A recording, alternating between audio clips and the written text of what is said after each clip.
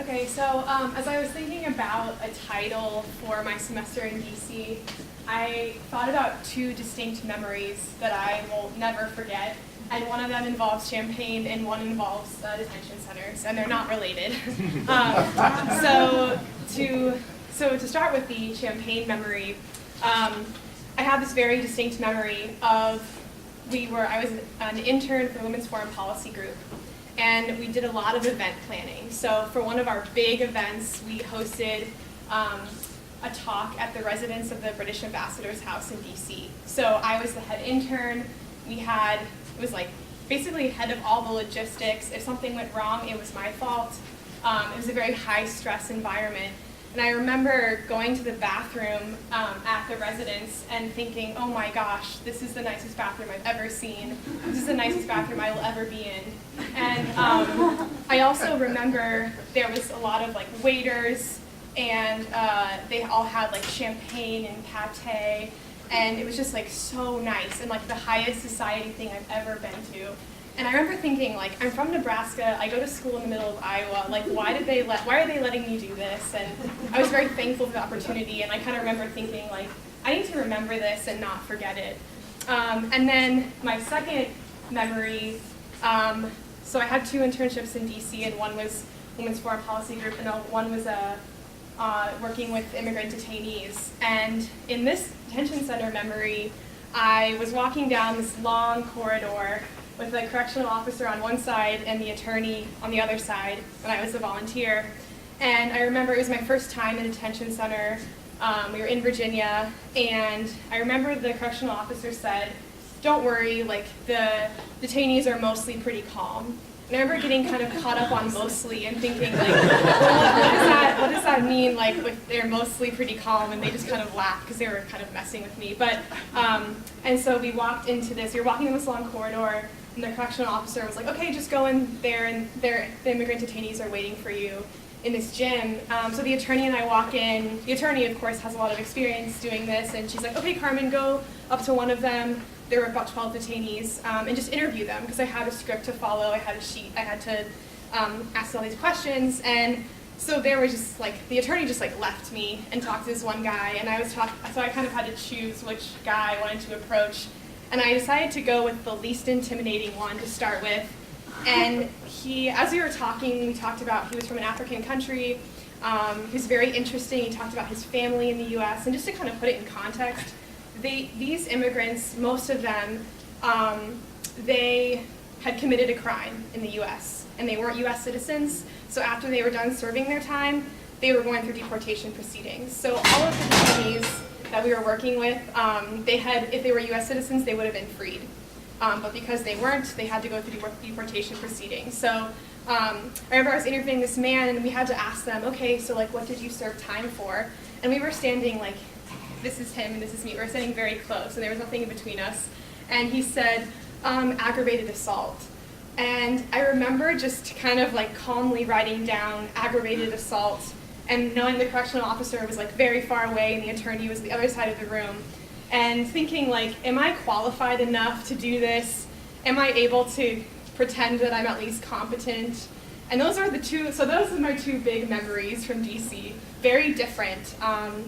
And to kind of give some background, so here are the two logos of my internship. So Houston mentioned this, but Grinnell has an incredible program in DC. There are about 20 of us Grinnell students who went, and the main focus is the internship.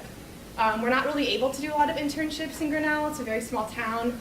So a lot of students want to have that professional internship, and they want to have it more than just a summer. So we were there for the whole semester. We interned Monday through Thursday. I did 2 days at Women's Foreign Policy Group and 2 days at the ABA, Commission on Immigration, and then 1 day on Friday we had class. So talk a little bit about Women's Foreign Policy Group. Here's like their mission explanation of what they do. And mostly it's a big networking nonprofit. So they have we had a lot of ambassadors come and talk, female journalists, and we just try to promote women in international affairs and like that's very broadly defined, which is really cool. And they've been around for about 15 years. It's only the director and then her assistant, and then the rest are all interns. So it was very hands-on, and I learned a lot from that experience. And then the other organization was the immigration one, where we worked primarily with immigrant detainees.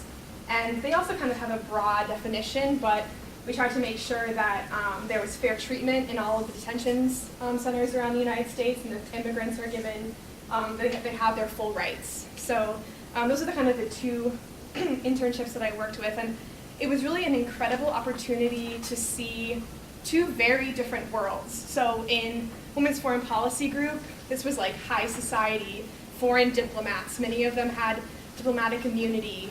And then the other side were these immigrant detainees that no one really cared about. They had like almost no rights. They've committed a crime and they're not US citizens. So it was just very cool. And I didn't really plan, I wish I could have planned it this way, but it just kind of happened that I found these two organizations and was able to kind of work out 2 days at each. And so I think as I kind of as I was starting to think about like takeaways from my semester in DC, I really thought about how lucky I felt to be born in the United States. I felt like I heard someone say one time that you kind of won the birth lottery. And not saying that this is the best country in the world, but it's one of the greatest. And that being here, I will never be deported to a dangerous country because I'm a US citizen. And I think while our country needs to do a lot more to make sure that people have rights, there are people working. There are people working for immigrant detainees to make sure that that they can try to stay with their families. And I think to comment on some of the things that were said in the intro, kind of about place and preparation and prospects. So for place, I really thought that DC was a magical place. Events mattered, current events mattered. We were there when the Benghazi attacks happened on the consulate, and that completely changed what we were doing at Women's Foreign Policy Group. The next day we had a speaker coming to one of our events, and we had to prepare and know everything that happened in Benghazi, so we could prepare our moderator for the talk. So I like the fact that in Nebraska, if someone read that, they would be like, well, that's not a big deal, but in DC it was a huge deal. I think about preparation. I took a class at Grinnell about immigration in the U.S., and we talked about it in theory, and we saw some stories, but to actually talk to immigrant detainees in the U.S. was a great application of like that class in the real life. And I'm very excited to go. I just accepted a job last week in DC, so I'm very excited to go back, and I'm hoping to continue to volunteer at least a couple times a month in detention centers. Even though my mom kind of like is freaked out that I'm going to go into that path, I still do want to continue helping. So, thank you.